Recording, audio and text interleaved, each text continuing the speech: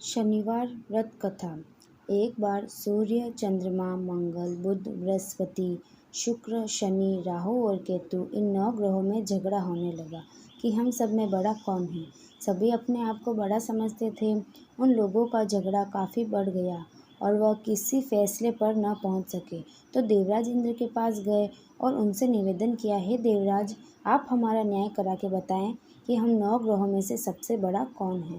ग्रहों की बात सुनकर इंद्र घबरा गए और बोले, मुझ में इतनी सामर्थ्य नहीं जो मैं किसी को छोटा बता सकूं।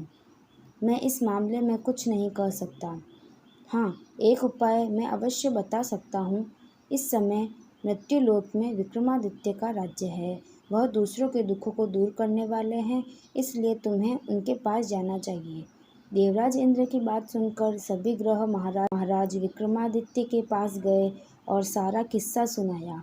ग्रहों की बात सुनकर महाराज विक्रमादित्य सोचने लगे कि किसको छोटा बताऊं। काफ़ी देर तक विचार करने के पश्चात उन्होंने एक उपाय सोचा। सोना, चांदी, कांसा, पीतल, रांगा, जस्ता, अभ्रक, लोहा आदि 9 धातुओं के 9 आसन बनवाए और उनको क्रमानुसार बिछा दिया। सोने का सबसे आगे और लोहे का सबसे पीछे। इसके बाद राजा ने ग्रहों से कहा, आप सब अपने अपने आसनों पर बैठ जाइए।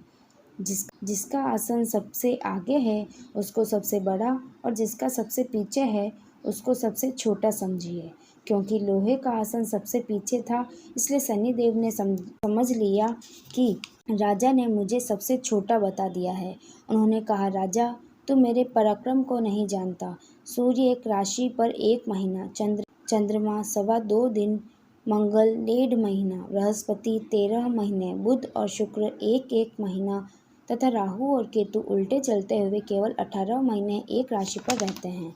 परंतु मैं इस राशि पर 30 महीने तक रह सकता हूँ।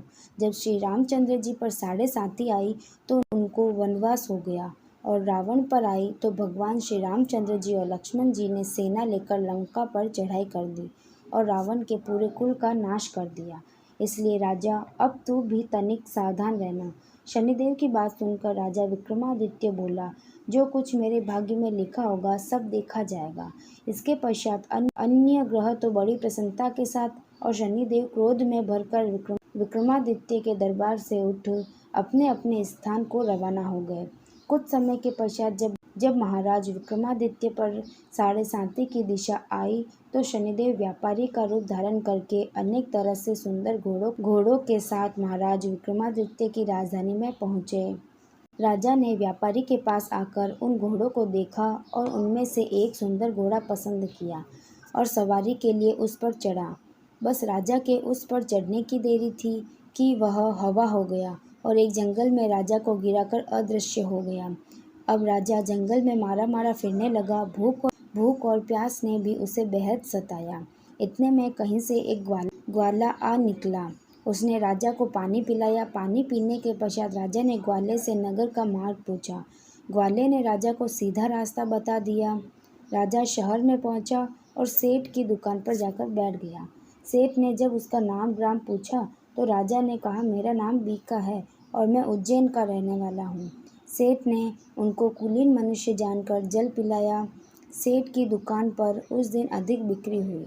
इससे सेठ राजा को एक भाग्यवान पुरुष समझकर भोजन के लिए अपने घर को ले गया। भोजन करते समय राजा ने देखा कि एक सोने की हार खूंटी के साथ लटक रहा है और खूंटी हार को निगल रही है। भोजन के बाद आवश्यकता पड़ने पर सेठ को हार कहीं पर न मिला तो उसने यही कहा कि हो न हो हार अवश्य ही बीका ने चुराया है। इस पर 5-7 आदमी विक्रमादित्य को पकड़कर कोतवाल के पास ले गए और कोतवाल ने उनको राजा के सामने उपस्थित कर दिया और कहा, महाराज, यूँ तो आदमी भला प्रतीत होता है और चोर मालूम नहीं होता, लेकिन सेठ का कहना है कि चोरी इसी ने की है क्योंकि उसके घर में इसके अलावा बाहर का कोई आदमी नहीं आया। इस पर राजा ने आज्ञा दी कि इसके हाथ और पैर काट कर चौरंगिया किया जाए। राजा की आज्ञा अनुसार महाराज विक्रमादित्य के हाथ काट दिए। इसके पश्चात राजा की यह दशा हो गई कि किसी ने पानी उसके मुंह में डाल दिया तो पी लिया, यदि रोटी का टुकड़ा मुंह में डाल दिया तो खा लिया। इस प्रकार कुछ काल व्यतीत हुआ तो एक तेली उनको अपने घर ले गया, अपने कोल्हू पर बैठा दिया। महाराज विक्रमादित्य कोल्हू पर बैठे हुए दिन भर बैल हाँकते रहते।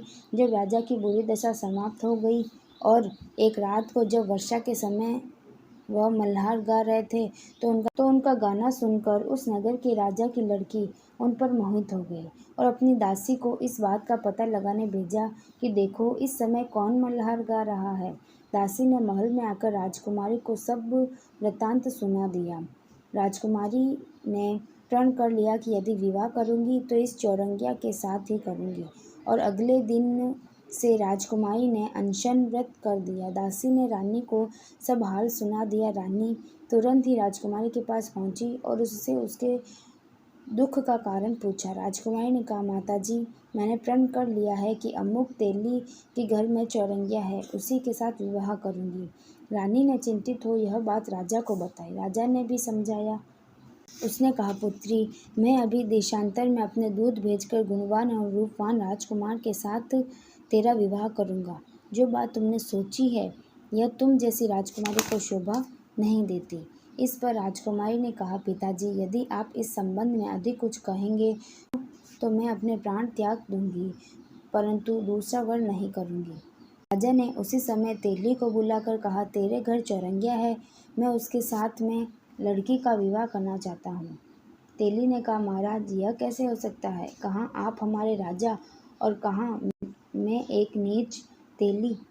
राजा ने कहा, भाई, भाग्य के लिखे कौन मिटा सकता है? तुम अपने घर जाकर विवाह की तैयारी करो। अब तेली अपने घर जाकर विवाह की तैयारी करने लगा। फिर राजा ने राजकुमारी का विवाह चौरंगिया से कर दिया। रात्रि के समय जब महाराज विक्रमादित्य और मन भावती महल में सोए तो आधी रात के समय शनिदेव ने राजा विक्रमादित्य को स्वप्न में दर्शन देकर कहा, राजन, कहो, तुमने मुझको छोटा बताकर कितने दुख उठाए हैं। तब महाराज विक्रमादित्य ने शनिदेव से अनेक प्रकार से क्षमा याचना की। इस पर शनिदेव ने प्रसन्न होकर महाराज विक्रमादित्य को हाथ पैर दोबारा दिए। विक्रमादित्य ने शनिदेव से कहा, महाराज, मेरी एक प्रार्थना स्वीकार करें कि जैसा दुख आपने मुझे दिया है वैसा और किसी को नहीं दीजिए। शनिदेव ने कहा, राजन, तुम्हारी यह प्रार्थना स्वीकार करते हैं। जो मनुष्य मेरी कथा सुनेगा और चींटियों को आटा डालेगा उसके मनोरथ पूरे होंगे। इतना कहकर शनिदेव अंतर्धान हो गए। प्रातःकाल जब राजकुमारी मन भावनी की आंख खुली तो उसने महाराज विक्रमादित्य के हाथ पैर देखे तो आश्चर्यचकित रह गई। उसको चकित देखकर राजा ने अपना समस्त वृत्तांत कहा और यह भी बतलाया कि मैं विक्रमादित्य हूँ। नगर भर में प्रसन्नता की लहर दौड़ गई। जब सेठ ने यह खबर सुनी तो दौड़ा हुआ आया और विक्रमादित्य के चरणों में गिर पड़ा, क्षमा मांगने लगा कि आप पर मैंने चोरी का झूठा दोष लगाया, अब तो आपका जी चाहे मुझे दंड दीजिए। राजा विक्रमादित्य ने कहा, सेठ, मुझ पर शनिदेव का कोप था, इसमें आपका कोई कसूर नहीं है। सेठ ने कहा, परंतु मुझको तभी शांति होगी जब आप मेरे घर चलकर प्रीतिपूर्वक भोजन करेंगे। सेठ महाराजा विक्रम को अपने घर ले गया और बहुत ही बढ़िया स्वादिष्ट भोजन सामने रखा। जब महाराज विक्रमादित्य भोजन कर रहे थे तो उन्होंने एक आश्चर्य की बात सबको दिखाई। जो खूंटी पहले हार निगल गई थी अब उगल रही थी। विक्रमादित्य ने कहा, जब मुझ पर शनि की दशा थी तब खूंटी ने हार निगल लिया था, अब शनिदेव की दशा समाप्त हो गई तो खूंटी ने हार उगल दिया है। जब भोजन समाप्त हो गया तो सेठ ने हाथ जोड़कर कहा, मेरे यहाँ एक कन्या है, उसका पाणी ग्रहण आप करें। इसके बाद सेठ ने अपनी कन्या का विवाह विक्रमादित्य के साथ कर दिया। महाराजा विक्रमादित्य राजकुमारी मन भावनी सेठ की कन्या श्री कंवरी सहित अपनी राजधानी को रवाना हो गया। नगरवासियों ने उनका स्वागत किया। राजा विक्रमादित्य ने नगर में यह घोषणा करवाई, शनिदेव सभी ग्रहों में सर्वोपरि है। जो कोई शनिदेव की कथा पढ़ता और सुनता है उसके सब दुख दूर हो जाते हैं।